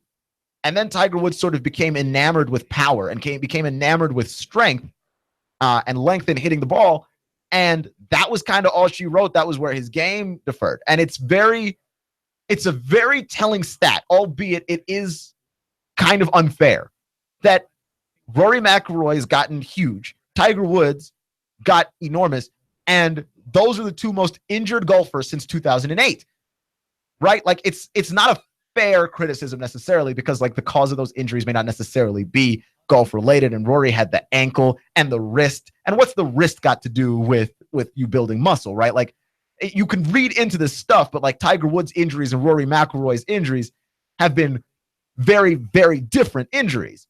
But the strain that being able to swing with so much power puts on your body, there is certainly a threshold to be reached there where you can generate more power than your body has been capable of handling. And I don't know, and I'm not going to speculate as to whether or not that happened to Rory and happened to Tiger, but it is a very, very interesting question to ask. And so people are like, well, if it's so obvious that a golfer needs to be flexible rather than strong, why do guys go for strength, right? Why do they continue to push for this? And the answer is actually kind of simple, which is that like the more strength you have, the less stress it puts on your body to hit longer shots, which that's what the PGA has become now, right? Like we have seen the lengths of PGA courses extend and grow in large part because Tiger Woods was so dominant earlier in his career that the Tiger Woods experience got us to the point where we were tiger-proofing golf courses. Like I remember that being a word that I heard often growing up as a kid watching Tiger Woods was,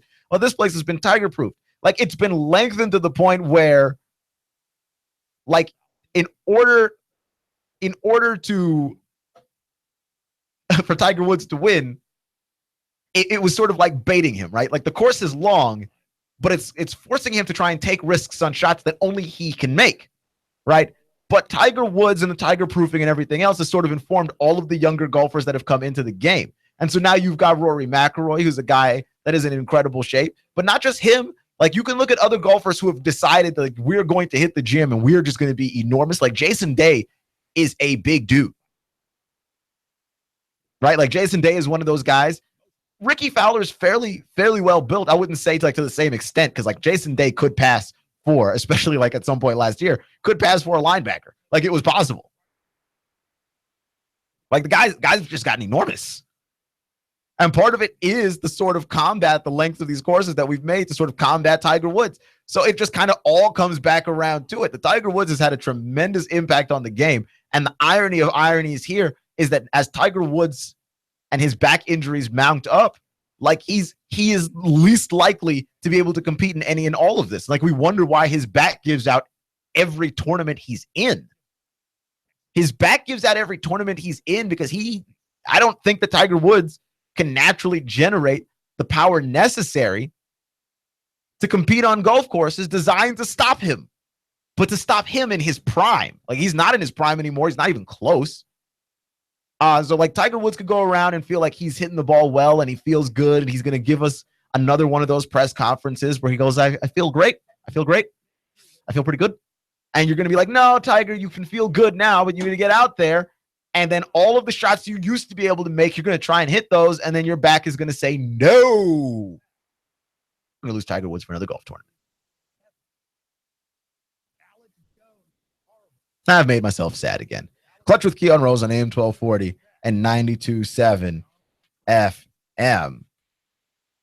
And there's a story that made me really mad. And it made me really mad because, of course, it's about college football players and the players sort of getting the short end of the stick again, which happens in college football way too often.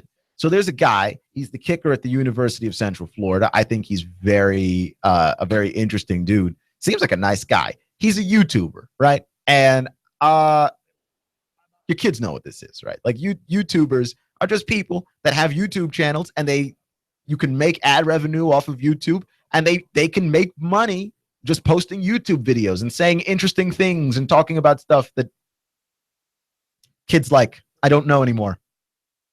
I'm closer to 30 than I am to 20. I don't know anymore what kids like is what I'm discovering. But they have these channels and they talk about, I don't know, video games and stuff that kids like, right? So he's a YouTuber, right? Like he just has this, he talks about his life as a college football athlete. He records basically everything that he does. He does a lot of stuff with his feet because I guess the joke there is that he is a kicker. And all of that stuff, which I guess is pretty cool. Like I said, he seems like a nice guy, but he's making money off of being a YouTuber. And the NCAA has stepped into this young man and basically said, you can give up YouTubing or you can give up college sports. You cannot do both. Because of the way that the revenue works, he is in violation of an NCAA rule. And this to me is a problem, right? Like he's making money off of his own likeness, but this is a problem. Because he's making money. He's making money off of himself. And I thought that this was true before when the NCAA suspended Todd Gurley, I think 2 or 3 years ago for signing the little helmets and signing the jerseys for money. And even Johnny Manziel, when he was getting in trouble for that stuff. A college athlete cannot make money off of their own name, off of their own likeness. Like that to me is insane. And it's such an arcane rule that I don't know why it's still in the rule books. And I understand why the NCAA doesn't want to pay guys for sports. It's stupid. It's a stupid reason, but I get it. But there will never be a good enough reason for you to explain to me why Todd Gurley can't sell Todd Gurley's own jersey for money. What, you thought the numbers on the Georgia jersey were popular because they said Georgia? I mean, yes, but also we recognize the numbers on the jersey as being Todd Gurley's numbers. That's why we're interested, right? Like you can't just sell me any old jersey. If I go to the store, to the team store, and I want to buy a Tennessee jersey, I want the jersey with the numbers of the player that I recognize. So you're telling me the player that wears those numbers can't turn around, write his own name on the jersey, and make money off of it? Why? Yet you're going to tell me that you're about the student athlete? Because what makes this story more hilarious, not hilarious, hilarious is not the right word to use, but makes it definitely more ironic is the kicker who is on YouTube promoting himself on social media, promoting his own brand on social media, is a marketing major. He's going to school to study self-promotion and marketing, which is exactly what he's doing. He's using exactly what he's learning in school to make money off of it, and he can't because he's also at the same time a student athlete. And God forbid that he do that. My problem here is this, because the NCAA is truly afraid of power. They're not afraid of losing money because there's plenty of money to go around. This kid is making money off of YouTube, and he's making money off of branding himself. That's not money that the NCAA was ever going to get anyway, right? Unless the NCAA already was planning on making money off of YouTubers, they were never going to get that money anyway. So this is not hindering the NC2A from making their own money, right? In fact, none of this stuff is. If a player writes his name on a jersey and sells it, NCAA was ever going to get anyway because they can't ask a player to sign his name on a jersey and then have the NCAA sell it. So they were never going to get that money anyway. So they're stopping players from making money that they themselves were never going to touch. There's enough money in this equation for players to at least use their likenesses to pay themselves. Maybe the NCAA can't be the ones making the payments, which I still think is ridiculous and asinine, but at least the idea that you want to keep up the facade of amateurism, that, and when you count in the Title IX stuff, if you pay the football players, you have to pay everybody, just everybody, even sports teams on the campus that don't make as much money, right? So there's an esports team that plays video games, like you have to pay them too. Like if you pay one team, you have to pay everybody, regardless of how much money they make. You'd have to pay them all the same thing. I understand that not every school can afford to do that, et cetera, et cetera, et cetera. Like I said, stupid, but I understand. This is silly because a player is making themselves money. They're making themselves marketable. And you don't have to worry about fairness because the more popular you are, that's the more money you make. Right? So you can make as much money as you've branded yourself to make. And the NCAA is going to step in the way of this and say no. And they won't change their archaic rules to match 2017. This is what kids do. You can make money off of social media now. You can make money off of YouTube. You can make money off of Instagram. You can. You have the ability to. And the NCAA is basically saying, here's a job that you can't do. Because that job requires that you use your own face and your own name. And we own your face and we own your name. This is about power, right? The NCAA wants what the NFL has on an even larger extreme. The NFL does not want individual stars. You can't help it, okay? You are a sport that everybody watches. There will be individual stars. But as much as they can stop it, the NFL doesn't want individual stars. So, sure, you're going to have Cam Newtons and J.J. Watts and Ezekiel Elliott's. But overwhelmingly, the NFL doesn't want that, and it's kind of that way. Most people cannot name their favorite players, right? Like if they walked down the street and passed them on the street. Like most people would be able to maybe pick out Marcus Mariota if he was just walking around in Nashville. But how many of you would be able to pick out Brian Orakpo if you were just walking around the streets of Nashville? I bet you wouldn't. How many of you could pick out DeMarco Murray? You might look at that guy and go, yeah, he's definitely a football player, but you would have no idea which guy he is. Right? How many of you could pick him out? The guy that just got drafted from Western Michigan. If Corey Davis passed you on the street, could you pick him out? I watch way too much football. I could, but like not everybody can. And that's not a bad thing. But the NFL likes it that way. The NFL likes it where these guys are walking around and you don't necessarily know who they are. The NCAA wants that, but for all their sports, for all their student athletes, and they have even more power and even more ownership because these guys are just kids. And to me, this is insane. You are allowing your sport to be used as a minor league for another sport. A free minor league for another sport. But the players have no rights involving it. Like, there's no other place that this young man can go if he wanted to play football to make it to the NFL. Like, what if he wanted to make it to the NFL and be an NFL kicker? Where else can he go? He can't go anywhere else. He has to go through the NCAA to get the visibility required. They have a monopoly on being the fake minor league of the NBA and the fake minor league of the NFL. They hold a monopoly on it. At least the NBA has the development league, which they're calling the Gatorade League now because Gatorade's the sponsor, I guess. But they have the league. They have a second option. So say that the NBA is able to get rid of the one and done rule. What they would be able to do in essence is say, hey, you can go to the NCAA to get the recognition to enter the NBA. You can go straight to the NBA, or you can come to our development league and you would still get that recognition because here's another avenue that you can go through. The NFL is perfectly content with allowing the NCAA to be their fake minor leagues, and the NCAA is perfectly content being that. And they make so much money off of it that they feel no need to change.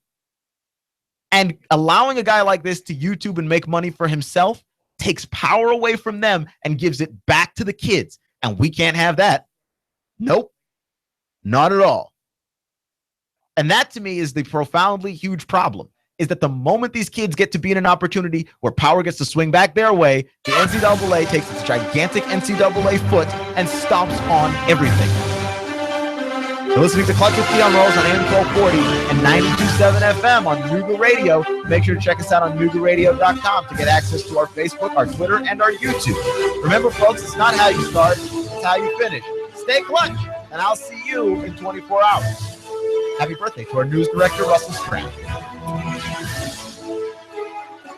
Nooga Radio, AM 1240, 92.7 FM. Competent, kind, caring, knowledgeable, experienced, great listener, great negotiator, in touch, accessible. If these are the characteristics you want and need in a realtor, you want and need Thomas DeMoss of Keller Williams Realty. Thomas is a very gifted realtor who puts the client's needs first. Whether you're buying or selling a home, Thomas is the realtor of choice. Thomas will help and guide you through each step of this very important process. For many of us, the purchase of a home is one of our largest investments and most important family and financial decision. Let Thomas use his 10 years of experience in the Chattanooga real estate market to give you the advantage you need when buying or selling a home. Buying a house? Thomas can help you navigate the emotional and somewhat anxious process of buying a home. For those of you who want to sell a house, Thomas uses his marketing and negotiating experience to help you sell your home for top dollar. Thomas is a local resident, raising his family here in Hamilton County. He knows the area very well. For many agents, real estate is a job. With Thomas DeMoss, it's a passion and what he loves to do. Call Thomas today for a no-obligation consultation. He makes the process as simple as possible. Call 423-364-0028 and visit his website, northriverpropertygroup.com.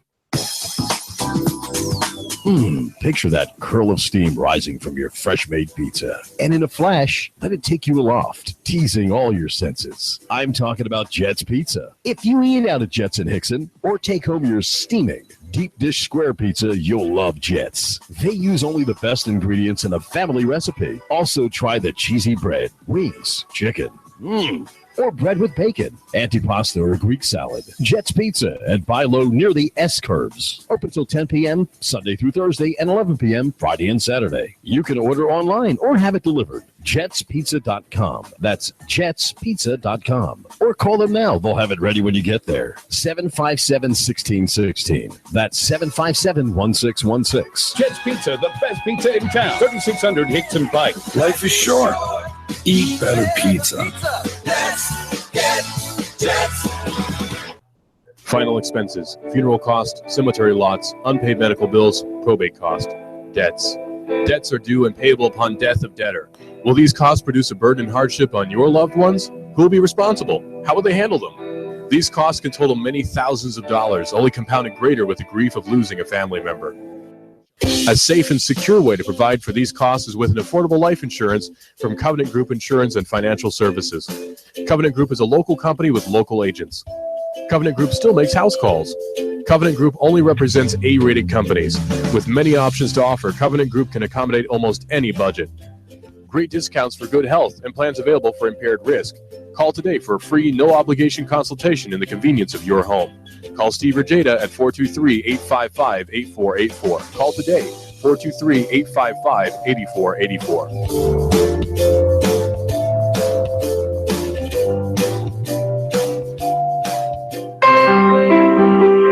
Are you looking for a gospel-oriented, covenantal, family-friendly Reformed church? Dayton Reformed Presbyterian Church is a body of Christ-centered believers gathering for worship on the Lord's Day from around southeastern Tennessee. Our congregation is reformational in its outlook. It has a traditional worship service regulated by the Word of God. Prayer, singing the Psalms, reading God's holy Word, teaching, preaching the Bible, the administration of the sacrament. Dayton Reformed Pres, committed to the authority of the Bible as the inerrant, infallible Word of God. As Westminster Confession of Faith directs every Christian, we aim to glorify God and enjoy Him forever. As a Reformed church, our purpose is teaching and preaching the gospel, making and training disciples of Jesus Christ, taking dominion for our Lord's sake by applying God's holy and perfect law to every area of life. We would be honored to have you join us for worship. Dayton Reformed Presbyterian, this Sunday morning at 11 at Dayton Community Chapel, 184 Mulberry Avenue, Dayton. Click DaytonRPC.org. Click DaytonRPC.org. 184 Mulberry Avenue, Dayton. It is Eric Jones hard into the outside wall, and they are still 3 and 4 wide. It looks like we're racing at Talladega. Caution flag is out. It looked like Denny Hamlin was trying to get by Ricky Stenhouse. Got into the back of Ricky at the line. Man, that's a close one. Matt Kenseth wins stage 1. Green checkered flag is out, and Brad Keselowski has won stage 2. Dale Earnhardt Jr.